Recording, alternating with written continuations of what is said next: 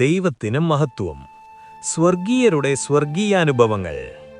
ഞാൻ ലൗകികനല്ലാത്തതുപോലെ അവരും ലൗകികന്മാരല്ല. യോഹന്നാൻ 17:16. നമ്മുടെ കർത്താവായ യേശുക്രിസ്തു ലൗകികനല്ലാത്തതുകൊണ്ട് നാമും ലൗകികരല്ല. യേശുവിനെ രക്ഷിതാവായി സ്വീകരിച്ചു ഏറ്റുപറയുന്ന ഒരു വ്യക്തി സ്വർഗീയ വിളിക്ക് ഓഹരിക്കാരനാകുന്നു. ആകയാൽ ആ വ്യക്തി ലോകക്കാരനായിരിക്കാതവണ്ണം യേശു തന്നെ ലോകത്തിൽ നിന്ന് തിരഞ്ഞെടുക്കുന്നു. ഒരു ജഡവും പ്രശംസിക്കാതിരിക്കേണ്ടതിന് ലോകത്തിൽ ഏതുമില്ലാത്തവരെ ശ്രേഷ്ഠരായ സ്വർഗീയരാക്കുവാൻ ലോകത്തിൽ നിന്ന് ദൈവം തിരഞ്ഞെടുക്കുന്നു. ആകയാൽ നമ്മുടെ വിളിയും തിരഞ്ഞെടുപ്പും ഉറപ്പാക്കിക്കൊണ്ട് ജീവിച്ചാൽ നമുക്ക് യേശുക്രിസ്തുവിന്റെ നിത്യരാജ്യത്തിലേക്ക്, സ്വർഗത്തിലേക്കുള്ള പ്രവേശനം ധാരാളമായി പ്രാപിക്കുവാനാകും. കാരണം യേശുവിന്റെ രാജ്യം ഐഹികമല്ല, സ്വർഗീയമാണ്. മാത്രമല്ല, ഒന്നാം മനുഷ്യനായ ആദം ഭൂമിയിൽ നിന്നുള്ളവനായിരുന്നു. എന്നാൽ രണ്ടാം മനുഷ്യനായ ക്രിസ്തു സ്വർഗത്തിൽ നിന്നുള്ളവനാണ്. ആകയാൽ നാം ഭൂമിയിൽ നിന്നുള്ള ലൗകികരാകാതെ സ്വർഗീയനായ യേശുവിനെപ്പോലെ സ്വർഗീയരാകണം. എന്തുകൊണ്ടെന്നാൽ നമ്മുടെ പൗരത്വം സ്വർഗത്തിലാണ്. അതുകൊണ്ട് നാം ഈ ലോകത്തോട് ഒരു വിധത്തിലും അനുരൂപരാകാതെ സ്വർഗീയരായി തന്നെ ജീവിക്കണം. അങ്ങനെ സ്വർഗീയരായി ജീവിക്കുന്നവരുടെ ചില ആത്മികാനുഭവങ്ങൾ നമുക്ക് ദൈവവചനത്തിൽ കാണുവാൻ കഴിയും. ഒന്നാമതായി നാം ചിന്തിക്കുമ്പോൾ, ക്രിസ്തുവേശുവിൽ അവനോടുകൂടെ ഉയർത്തെഴുന്നേൽപ്പിച്ച് അവരെ സ്വർഗത്തിൽ ഇരുത്തിയിരിക്കുന്നു.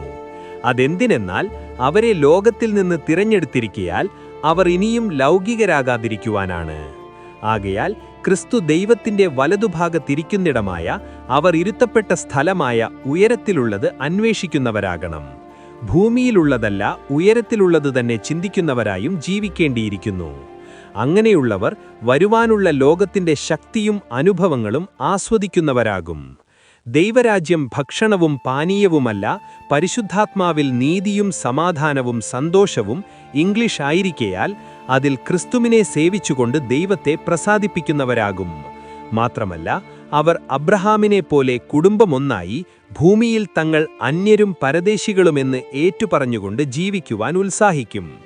അവരെപ്പോലെ തങ്ങളുടെ ഈ ലോകത്തിലെ ഭവനങ്ങളെ വെറും കൂടാരങ്ങളായി കണ്ടുകൊണ്ട് ഈ ലോകത്തേക്കാൾ അധികം നല്ലതായതിനെ, സ്വർഗീയമായതിനെ തന്നെ കാംക്ഷിച്ചുകൊണ്ട് ദൈവം ശില്പിയായി നിർമ്മിച്ചതും അടിസ്ഥാനങ്ങളുള്ളതുമായ ദൈവനഗരത്തിനായി തന്നെ കാത്തിരിക്കുന്നു.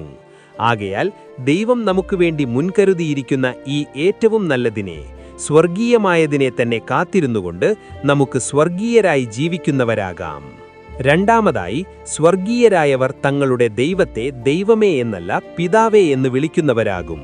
കാരണം യേശു പിതാവായ ദൈവത്തെ മനുഷ്യർക്ക് വെളിപ്പെടുത്തി കൊടുക്കുവാനായി ഇച്ഛിച്ചിട്ട് ലോകത്തിലേക്ക് വന്നപ്പോൾ തന്റെ ഉപദേശങ്ങളെ കേൾക്കുന്നവർക്ക് ദൈവത്തെ പരിചയപ്പെടുത്തിയത് പിതാവായിട്ടാണ്. ജാതികളായവരിൽ നിന്നും തനിക്കുള്ളവരെ വേർതിരിച്ചു കാട്ടിയിട്ട് അവരുടെ സ്വർഗീയ പിതാവ് എന്ന് അവരോട് പറയുന്നു. മാത്രമല്ല, യേശു ഭൂമിയിൽ ജീവിച്ച കാലമെല്ലാം ദൈവത്തെ പിതാവേ എന്നാണ് വിളിച്ചത്. യേശു ക്രൂശിൽ പാപപരിഹാര യാഗമായി തീർന്ന് മരിക്കുന്ന സമയത്ത് ഒരിക്കൽ മാത്രം യേശു പിതാവിനെ ദൈവമേ എന്ന് തന്നെ വിളിക്കുന്നു. കാരണം യേശു നമുക്കുവേണ്ടി ദൈവത്താൽ പാപമാക്കപ്പെട്ട് ക്രൂശിൽ നമ്മുടെ പാപങ്ങളെ ചുമന്ന് പാപിയായി മരിക്കുമ്പോൾ ദൈവത്തെ പിതാവേ എന്ന് വിളിക്കുവാനാകാത്തതിനാൽ ദൈവമേ എന്ന് വിളിക്കുന്നു. ആകയാൽ ജാതികളായി, ലൗകികരായി, പാപികളായി ജീവിക്കുന്നവരാണ് ദൈവത്തെ ദൈവമേ എന്ന് വിളിക്കുന്നത്. യഥാർത്ഥമായി സ്വർഗീയനായ ഒരു ദൈവ പൈതൽ ദൈവത്തെ എപ്പോഴും പിതാവേ എന്ന് വിളിക്കുന്നവനായിരിക്കും.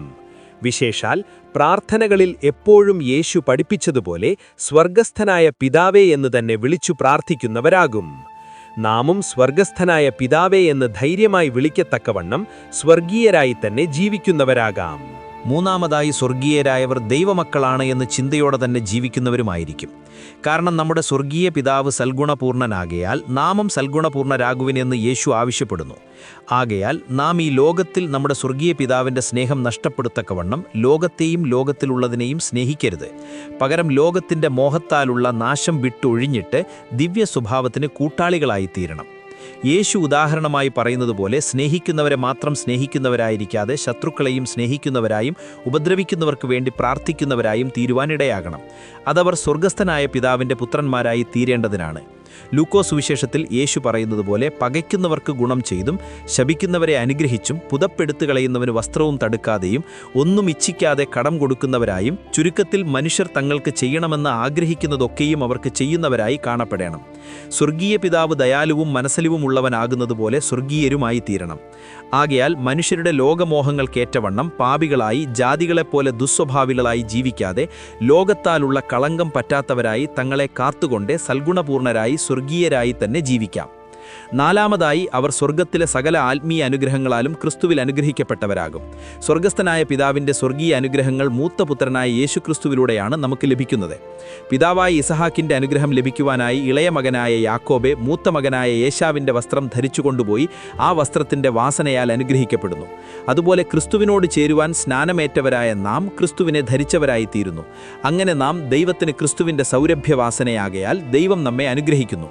ആ അനുഗ്രഹം സ്വർഗത്തിലെ സകല ആത്മീയ അനുഗ്രഹങ്ങളാണ്, ഭൗതികമായ ലൗകികമായ അനുഗ്രഹങ്ങളല്ല. ലൗകിക അനുഗ്രഹങ്ങളൊക്കെയും ലോകമനുഷ്യർ ദൈവമക്കളെക്കാൾ അധികമായി പ്രാപിക്കുന്നുണ്ട്.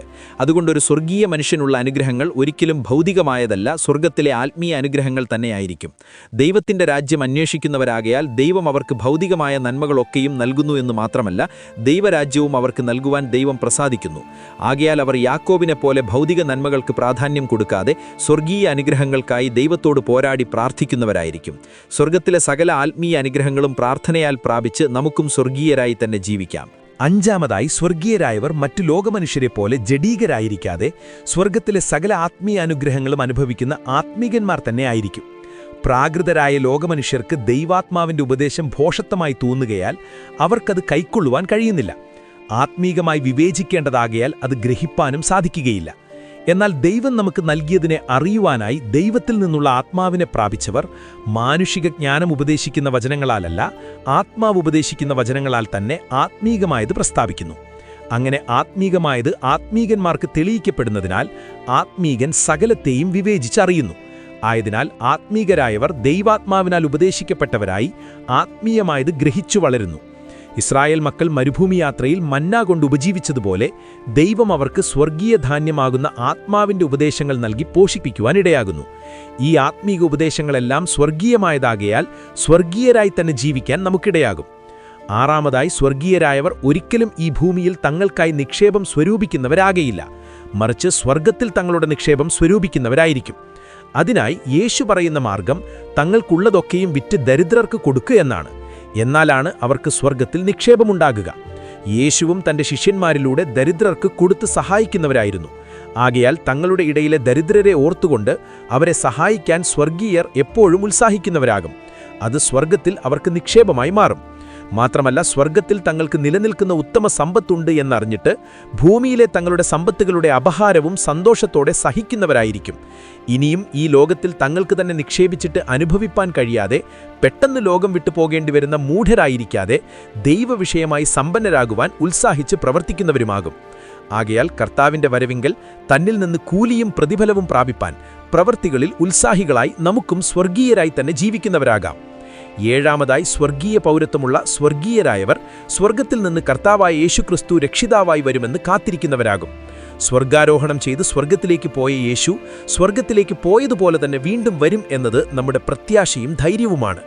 ഈ ലോകത്തെ വിട്ടുപിരിഞ്ഞാൽ സ്വർഗത്തിൽ ക്രിസ്തുവിനോടുകൂടെ വസിക്കാൻ ആഗ്രഹിക്കുന്നത് അത്യുത്തമമാണ്. ആകയാൽ സ്വർഗീയനായവൻ ക്രിസ്തു വീണ്ടും വന്ന് തന്നെ തൻ്റെ അടുക്കൽ ചേർത്തുകൊള്ളുന്ന ആ സുദിനത്തിനായി ആകാംക്ഷയോടെ കാത്തിരിക്കുന്നവനാകും. തനിക്കായി കാത്തുനിൽക്കുന്നവരുടെ രക്ഷയ്ക്കായിട്ടാണ് യേശു രണ്ടാമതും പ്രത്യക്ഷനാകുന്നത്. യേശു പ്രത്യക്ഷനാകുമ്പോൾ നാം യേശുവിനോട് സദൃശ്യന്മാരാകും. അഥവാ സ്വർഗീയനെ പോലെ ജീവിക്കുന്ന സ്വർഗീയരായവർ സ്വർഗീയന്റെ പ്രതിമ ധരിക്കുവാനിടയാകും. സ്വർഗീയ ശരീരമുള്ളവരായി തേജസ്കരിക്കപ്പെട്ടവരായി സ്വർഗത്തിൽ യേശുവിനോടുകൂടെ നിത്യമായി വസിക്കും. ആകയാൽ നാം യേശുവിനെ പോലെ ലൗകികരല്ലാത്തവരാകയാൽ ഈ അനുഭവങ്ങളോടെ സ്വർഗീയരായി ജീവിക്കുവാൻ ദൈവം നമ്മെ സഹായിച്ചൊരുക്കുമാറാകട്ടെ.